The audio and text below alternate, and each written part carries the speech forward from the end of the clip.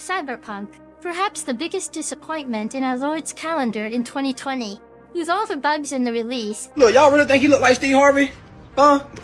the delays, Oh, hell no! and yada yada yada, I don't really speak Japanese. What I do speak, however, are facts. Just because the game is bad doesn't mean you don't have to play it. I believe that every game has its own charm and deserves to be tried at least once. I recommend buying it when it's on sale. Now, we can travel across the 7 seas. Can we get much higher?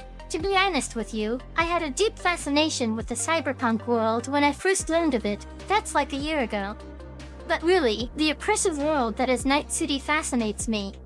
A place where true capitalism is active. The disparity between the rich and the poor is so high that poverty causes citizens to dress like they are some OC characters from Tumblr. It is really hard not to notice the blatant advertisement that's plastered on every corner of the Night City. The world is well realized. You know why?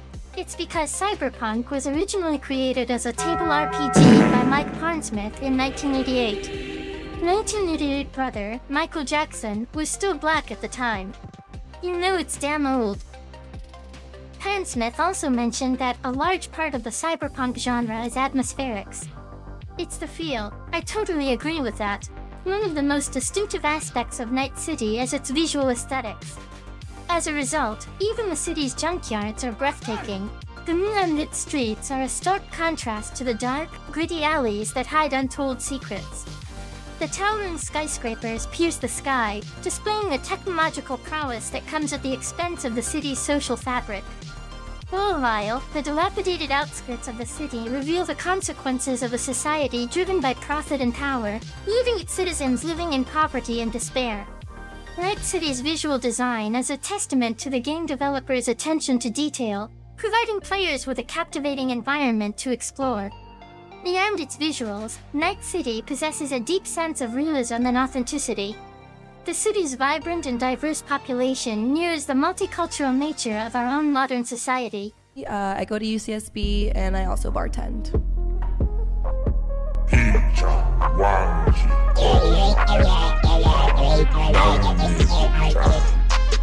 Walking through its streets, we encounter a plethora of individuals from all walks of life, each with their own stories and struggles.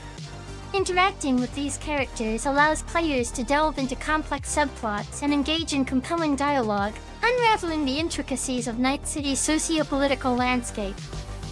Daytime sees the bustling streets filled with corporate employees, bustling markets, and citizens going about their daily lives. Yet, as the sun sets and night falls, the city transforms into an entirely different realm.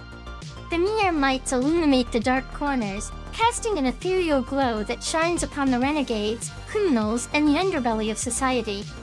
I think it is safe to say that the Night City is Cyberpunk's strongest point. Driving in the city is good. Yes, the driving mechanics aren't as good as in GTA 5. The car felt heavy and drifty, but once you hit the road and admire the sight of the Night City, all the troubles disappear, momentarily at least. The game features several districts, each with its own unique characteristics and atmosphere. Here is a brief overview of some of the districts you can explore in the game. City Center, the heart of Night City, home to corporate headquarters, luxurious apartments, and high-end shops. Watson, a bustling market district known for its street markets, vendors, and the famous Jig Street. Westbrook, an upscale district with lavish hotels, exclusive clubs, and high-class entertainment venues. Haywood is a suburban district with a mix of residential areas and commercial zones. It's known for its diverse population and vibrant street life. It's also the only district in the Night City where the contestants are competing for a $10 Starbucks gift card. Just kidding.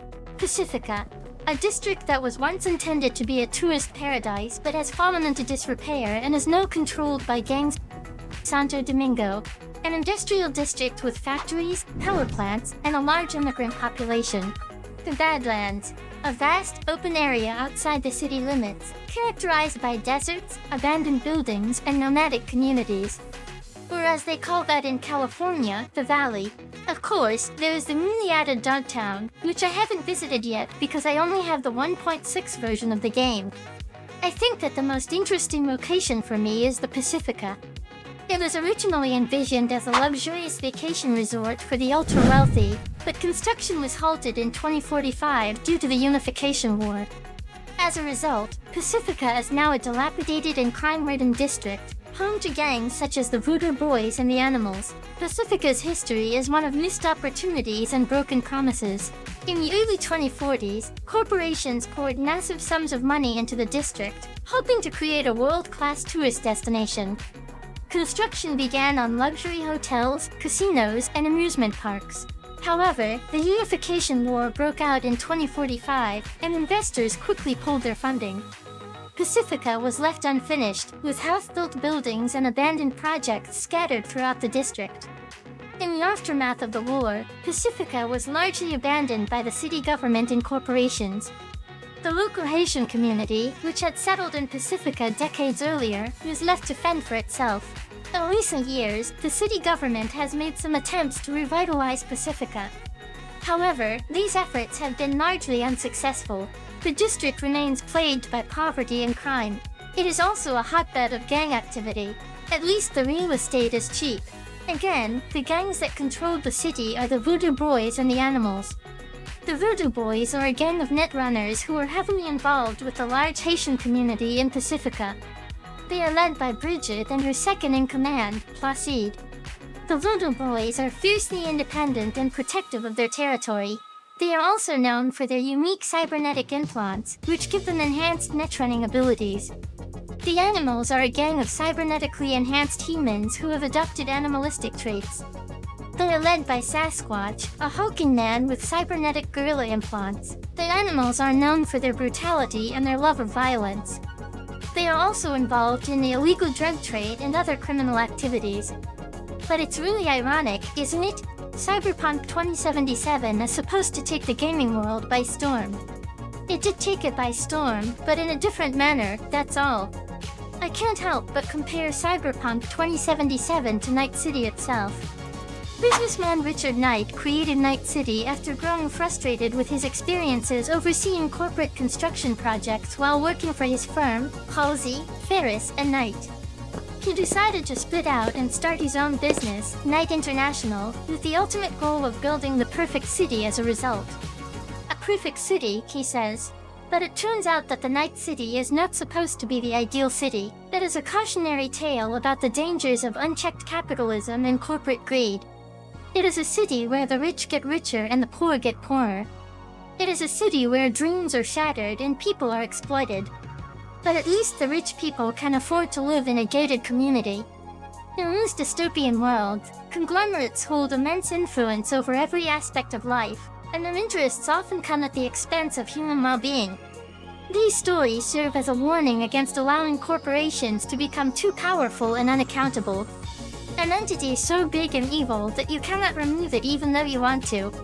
It's the fictional equivalent of your mom.